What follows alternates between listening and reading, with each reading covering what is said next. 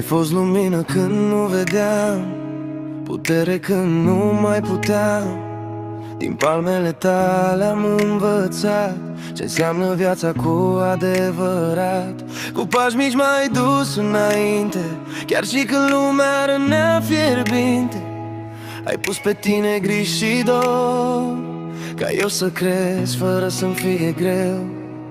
Ai tăcut când te durea, ai zâmbit ca să fiu eu bine. Toate visele tale le-ai lăsat ca să le trăiesc eu pe ale mele.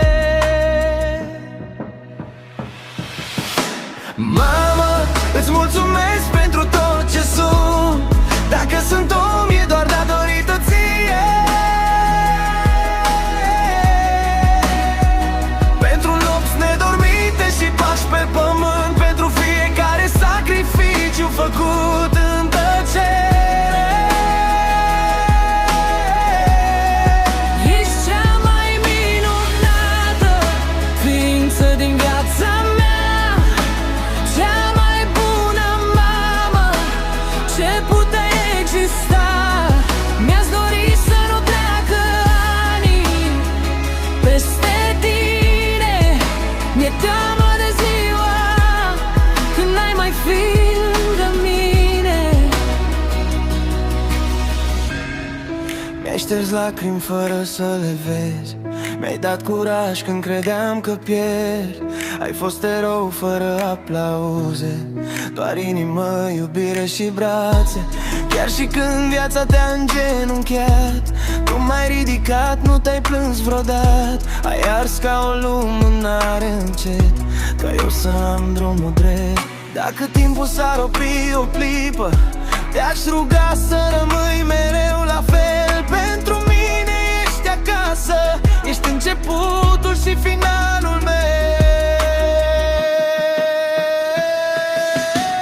Mamă, îți mulțumesc pentru tot ce sunt, pentru omul care sunt astăzi în lume.